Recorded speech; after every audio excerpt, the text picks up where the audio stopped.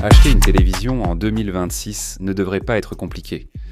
Diode électroluminescente organique Quantum, dot diode électroluminescente organique mini LED, Quantum dot light emitting diode, micro rouge vert bleu, S Quantum dot, mini LED, ils sont partout.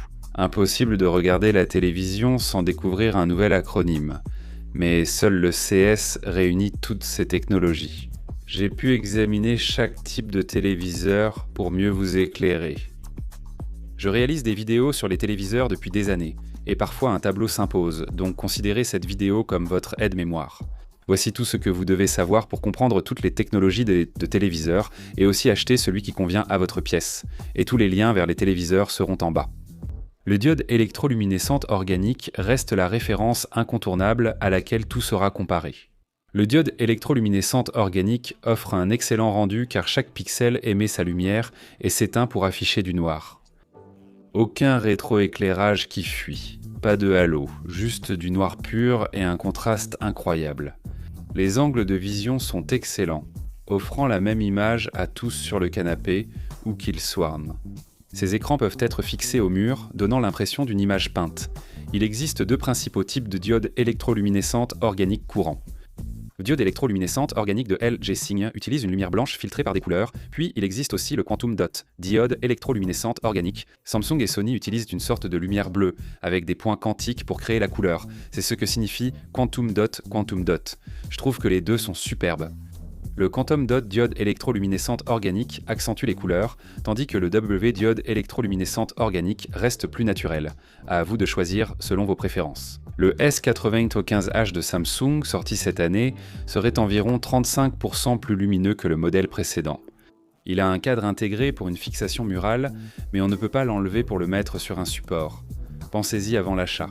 Le G6 de LG gagne 20% de luminosité avec sa poignée hyper radiante et un film polarisant réduit les reflets sans affecter les noirs. Le C6 est l'option astucieuse niveau qualité-prix avec le même processeur Alpha 11 que le G6. Si tu veux de la diode électroluminescente organique sans le prix d'un modèle phare, c'est un bon choix. Ils ont aussi relancé le modèle Wallpaper, désormais sans fil avec le boîtier Zero Connect. Moins de 10 mm d'épaisseur, c'est incroyable comme cette télé est fine. Le diode électroluminescente organique fonctionne aussi dans une pièce lumineuse. Elle sera moins lumineuse que certaines mini LED ou nouvelles technologies. En Californie du Sud, avec beaucoup de fenêtres, mon diode électroluminescente organique dans le salon est. Un LG G2 en journée, ça passe, mais ce n'est pas idéal. Les dalles de 2026 sont très lumineuses, mais si votre pièce est déjà très éclairée et que la luminosité prime, d'autres options seront sûrement plus adaptées. Toutes ces technologies de téléviseurs existaient depuis des années. Petit détour car je me suis arrêté chez Aqara au Consumer Electronics Show qui sponsorise cette vidéo. Je veux vous parler de leur annonce. Transparence. Toute ma maison connectée utilise Aqara. J'en ai acheté 2 comme ça. Un pour ma porte d'entrée, un pour le rez-de-chaussée et encore 2 pour la porte d'entrée car j'ai 2 serrures. Aqara propose beaucoup de produits. Je pense que la plupart des gens ne réalisent pas qu'ils font de la maison connectée depuis plus longtemps que la plupart des marques dont vous avez entendu parler. Plus de 12 millions d'utilisateurs répartis sur une trentaine de catégories de produits. Je me suis investi chez Aqara car ils ont été les premiers à s'engager dans Matter et Thread, tout en maintenant le support Zigbee. Si vous ne savez pas ce que cela signifie, cela fonctionnera avec n'importe quel écosystème de smartphone que vous utilisez. Apple Home, Google, Electa, SmartThings, Home Assistant. Quand ils m'ont présenté la serrure connectée U400, j'ai immédiatement voulu passer à ce modèle qui utilise l'ultra large bande, comme les iPhones. Elle saura simplement où vous êtes lorsque vous approchez de la serrure et se déverrouillera automatiquement. Elle sait même d'où vous venez et dans quelle direction. Vous n'avez pas besoin de la toucher, il suffit de vous approcher. Je l'ai testée ici en essayant de la tromper et de courir vers elle, c'était cool. Elle s'est déverrouillée et offre aussi toutes les options de secours. Empreinte digitale, code, Near Field Communication. Le mode main libre va devenir la norme. Et à 270$, le prix montre qu'ils veulent vraiment le vendre. Ils m'ont montré leur premier thermostat aux États-Unis, le Hub W200 compatible avec la température adaptative d'Apple et iOS 26. Il s'ajuste selon votre présence ou sommeil, sans horaire fixe. C'est aussi un Hub Matter si cela vous intéresse. L'écran tactile de 4 pouces permet de gérer toute la maison connectée et sert aussi d'affichage depuis le thermostat. Avec certaines sonnettes Aqara comme moi, il suffit d'appuyer sur un bouton du thermostat pour déverrouiller la porte. Si vous avez une serrure connectée Aqara, j'espère qu'Aqara m'enverra les modèles U400 et W200 à tester, car je les veux vraiment chez moi. Après 15 ans au Consumer Electronics Show, j'ai constaté que la technologie promet beaucoup, mais tient rarement parole. Aqara tient ses promesses, c'est pourquoi je continue à acheter leurs produits avec mon propre argent. Si vous voulez vous lancer dans la maison connectée et que vous cherchez quelque chose qui fonctionne exactement comme annoncé et qui soit compatible avec n'importe quelle plateforme, Aqara est la marque vers laquelle je me suis tourné, et je pense que vous devriez en faire autant. Vos besoins en automatisation seront à préciser ci-dessous. Donc Quantum.Light Emitting Diode, et je dois le répéter à chaque fois, les gens confondent encore, Quantum.Light Emitting Diode n'est pas diode électroluminescente organique, même pas un peu, c'est juste que malheureusement, ça sonne un peu pareil. Quantum.Light Emitting Diode est une télévision LED dotée d'une couche de points quantiques pour améliorer luminosité et couleur. Pour la plupart, un bon téléviseur Quantum.Light Emitting Diode suffit. Les sports sont superbes, les couleurs éclatantes. Vous pouvez obtenir un écran de 85 pouces sans, vous savez, avoir à dépenser 3 ou 4 000 $. La gamme Neo Quantum.Light Emitting Diode Samsung inclut le QN 90H115 pouces chez Trotalet en PK. Cette année, ceux qui veulent voir des détails comme la sueur lors des matchs de football seront comblés. Si vous ne cherchez pas des noirs parfaits et voulez juste une grande télé lumineuse, c'est un très bon choix. Sans trop compliquer les choses, je pense que le mini LED se situe vraiment dans la zone idéale. C'est le même principe que le Quantum.Light Emitting Diode, mais avec des milliers de petites LED au lieu de quelques zones de gradation. Le rétroéclairage est bien plus précis, offrant des noirs supérieurs à un Quantum.Light Emitting Diode classique. C'est plus lumineux que le diode électroluminescente organique et polyvalent pour les pièces, ni totalement noires ni très éclairées. Et c'est la catégorie vers laquelle je dirige le plus de gens, parce qu'elle présente le moins de compromis. TCL domine ce secteur depuis des années. Donc le QM6K de l'année dernière, je pensais que c'était un succès inattendu qui n'avait aucune raison d'être aussi bon pour ce prix-là. Hisense propose aussi les séries U7 et U8, qui à mon avis offrent plus que leur prix ne le suggère. Si quelqu'un me demande quelle télé acheter et que je ne connais rien sur la pièce ou le budget, je vais dire mini LED. C'est la réponse sûre, toujours très bonne. Maintenant, voici pourquoi 2026 part en vrille. Je fais un peu cette vidéo au Consumer Electronics Show. Micro rouge vert bleu mini LED, ou selon le nom choisi par le fabricant. Cette semaine-là, c'est la nouveauté en vogue qu'on voit partout au salon.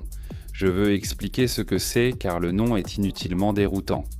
Les mini LED classiques utilisent donc des LED blanches ou bleues pour un rétroéclairage monochrome, qui passe ensuite par un filtre Quantum Dot pour produire les couleurs visibles à l'écran. Les micros rouges vert bleu négligeant tout cela. Et si le rétroéclairage utilisait des LED rouges, vertes ou bleues pour produire directement la lumière colorée? Et l'idée, c'est d'obtenir une meilleure précision des couleurs, une gamme de couleurs plus large.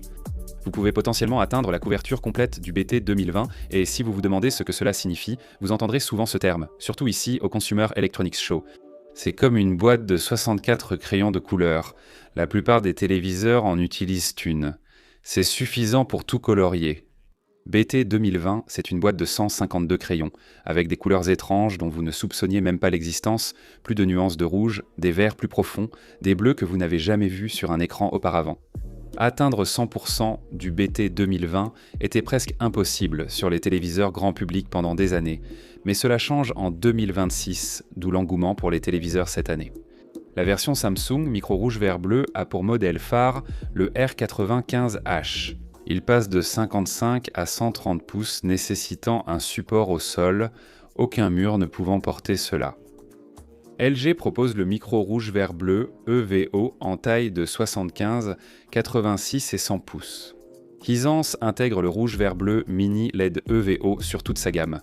Est-ce efficace? Oui, c'est excellent. La couleur est impressionnante, et voir une télé affichage à cristaux liquides atteindre 100% du broadcast télévision 2020, c'est vraiment cool pour un passionné d'écran.